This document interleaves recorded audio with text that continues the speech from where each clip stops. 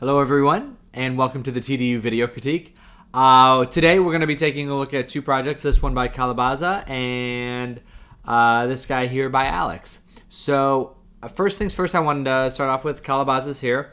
And I know I gave some notes on the Facebook group, and I'm not going to repeat those too much, but I did just want to talk about the process of what you're going through here, and that's blocking out lighting, and what an important and critical part of the process it is. And that's because you're able to quickly block out what you're planning on doing and just seeing if your design works. The worst thing that you can do as an artist is devote time and energy and creative resources to something that's just not going to work. I mean, that totally happens. We learn all the time from our failures, and it's not a bad thing.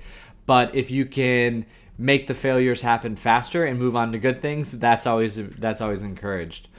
So with this one here, there's some good qualities working about it. I think there's some really cool concepts. So we've got this little guy climbing up this rope. There's going to be a lot of super depth of field, which we've talked about and which you're demonstrating here. I actually think that you can push it even further. We talked about some reference. We talked about something like this, like Ant-Man. This foreground and this far background are almost completely I guess obliterated. I don't know if that's the right word, but just completely out of focus. Lots of blur, lots of depth of field. And what this depth of field is allowing to do is really to help the character separate forward. Because look how difficult this shot is. There's this gray rocky ground, and then we've got the Ant-Man in his dark metal, pretty much just it's gray on gray with a little bit of red. So what they did was in order to get the character to read, they completely desaturated everything out of the environment and allowed this little bit of red to pop forward. They allowed his darks to be a little bit darker than the surroundings, and they made sure that the out of focus was directly behind where his head and shoulders were. If I was designing this film, I think I would have maybe used a different color rock, but I applaud them for the challenge. I kind of forget the story point in this one, so maybe it was key, and that happens where you're just kind of stuck with a story point and a character design, and it's up to you as a lighter to get that to work. But back to yours. So I think having that heavy depth of field is going to help you a lot. So one of the things I didn't realize was that this was a character, but you explained that to me, so I appreciate that. So that character is going to be that character will pretty much be there, but it doesn't necessarily need to be posed this way. The one recommendation I have for this is to really work on simplifying the background. I know you talked about having some leading lines to the character. I would shy away from that a little bit, just because I think it might be getting too busy with these types of backgrounds, and like trying to get a small character to read. You really want to create like large swaths of dark area or bright area back behind it in order to get the foreground elements to read forward. So I would work on simplifying the background over adding more complexity to it. Now, one of the things about this is that I could see where your thought process is of like having this bright, kind of hazy, foggy background, and then the character could be a little darker because the character is orange. It's not necessarily bright. It's actually probably a little bit on the darker realm. So I could see wanting to put that over a bright background. But the problem is that this character is not necessarily the only main story point. It's also this rope, and we completely lose this rope. I actually thought about this while I was going through this. If you can't easily... This is like a good little rule of thumb if you're in Photoshop. If you can't easily, like this, let's see, look at it highlighted right. Like this blue guy is going to be really easy to grab with the magic wand. As is this character is a little bit easier to grab. If I like literally can't grab, like I can get the rope up here when it's over green in the dark values, but down here there's like really no way to get it isolated. So I would just say if you're questioning whether or not something's read, just use the magic wand trick, and don't forget about the objects that are causing the action as well. So if the character's holding a gem, or like in this case climbing a rope, you want that object to also read. I would maybe one of the things that I like to do when a character is climbing towards a goal is have that be where the light source is coming down from, so their goal is also the light, so they're going towards the light. That's a pretty common thing. And then you can also do some stuff like darkening up this foreground. Like there's a lot of, I just covered my hand over the screen as if you guys could see that. I'm a doofus. So like this part of the image, I would say could go darker as well. And then that would like allow this area to read, because it's not quite, you're not going 50-50 on the image here, as having the character dead center. It's over towards the screen left side. So I would darken this area of the image to push the viewer's eye back this way, just like create like a gobo-y shadow in there. But overall, like I said, I think this is a very important process when you're lighting, and it's a really good starting point. And I think that all of you should be working towards that as you're kind of building forward. So don't always jump into, because that's the thing, is like you'll jump into lighting something and then you get stuck in the weeds a little bit by upping your shadow sample size, and then you show it to somebody and you're like, oh no, the key's in totally the wrong spot, and you're like, cool. So you just like wasted days making it perfect making the small details perfect when the big details needed some work. Okay, so that's that. So I'm going to move on over here, and we have this one from Alex. We also have some reference. I went ahead and just zoomed in on the one that you were talking about, this bottom right one. A lot of, I think this is Oliver Twist. I'm going to call it Oliver Twist. It feels very Oliver Twisty. So we've got this kid here, and I just kind of wanted to talk about this image a little bit and analyze it.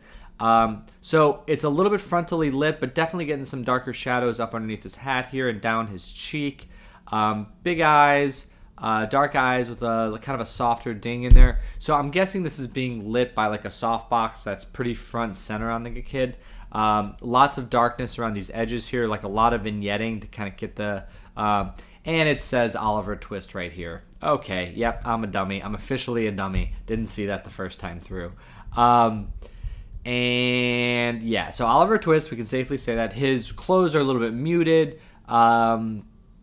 He's got kind of the sullen look on his face. His skin isn't super saturated. It's a little bit desaturated, more so than you usually see young characters, because they usually want to show life and vivaciousness. But in this case, he's Oliver Twist, so he's a little bit of in a down part of his life. And okay, so and you just want to read this like the saturated look a little bit. So lots of earth tones, lots of browns. Then we're gonna come over here to yours. And similar character, similar kid. And I just wanted to talk about a few things that I think could help improve this image. So I know Jasmine talked about getting more shaping. I think you can continue pushing that idea. I think your brights are in a pretty good spot right now. They're not quite as glowy. Oh, I wanted to talk about your key light as well. So I had a question about the key light, just because it really is only affecting his face, like his skin and the shirt. I just wasn't sure if it was light linked to that stuff, because the sweater's getting super dark, the shoes and pants and hat are getting super dark. I was just curious about that. If you ever, and the reason why I ask is that if you ever see a render like this and there's no like special light linking or anything, this just screams that it needs material adjustments to get the base color of the materials to be more on par with one another. But this confirmed what I was afraid is happening is not happening, which is that you're overusing the key light. Because one of the things that doesn't get discussed as often with the key light is, or really any light, is the when you render and you're just looking at one light, always remember that that this is the darkest that this character will ever get in those areas on this frame. If like, because you'll always be like this process is an additive process. So if you have one light where like something is getting pretty close to white, even if it is the key light, once you start adding other lights in there, it's just going to keep building and building and building, and it's going to start to get super blown out. So just watch for any area in any single light from getting too bright because of the additive process of lights. Okay, enough of that. So like I said, I would just add some more dark values to kind of match up with what we were seeing in here, like trying to match a little bit of, like, keep it away from the eyes so we can read the eyes, but just get some dark shadows up in here. And then I went ahead and I thought the sweater, and this is a personal aesthetic choice, it's your character. I think that the sweater's a little bit too saturated if you're kind of going for that desaturated skin, sad kid. So I went ahead and just desaturated it saturated it down a little bit. Then I wanted to work on the eyes because I thought the eyes were in the original, which is a little bit glowy. Like there wasn't that variation from left to right because it looks like we got key light coming in from this side. As we explained in the lecture, that will cause the opposite side of the iris to light up.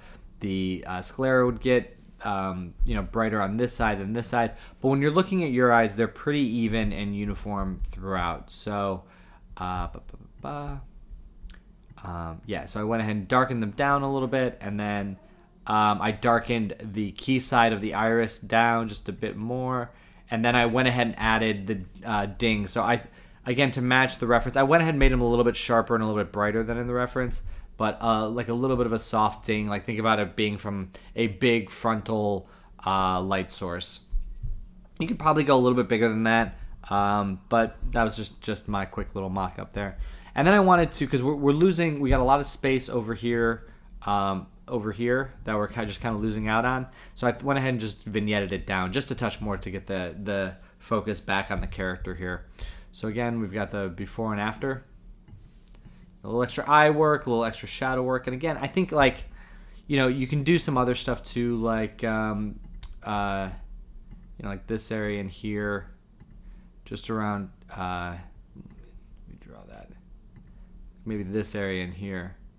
Like in the shadow, maybe you can run like a little bit of an ambient occlusion pass and just kind of darken up this area a little bit. Let's see.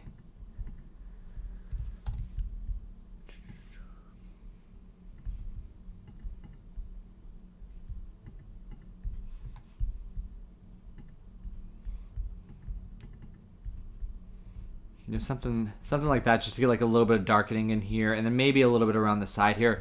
But again, keep the eyes a little bit clear, but just get a little bit more shaping, a little bit of those darker values. Because again, once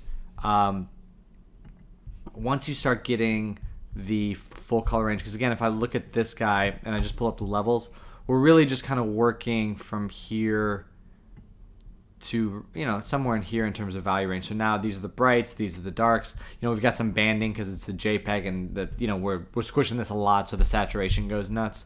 But you get the idea. Like down here, from the 0 all the way up to about a third of the way. Actually more than half of the way up. There's just not a lot of value range, so I would just kind of push that around a little bit. And then go from there. So keep going, keep working. I think you're off to a great start, and it's nice to see the progress again there's been a lot of progress from the very first iteration. So you got a lot to build on. So keep going, guys. Keep posting stuff, and we're looking forward to seeing what you can do. All right, happy lighting.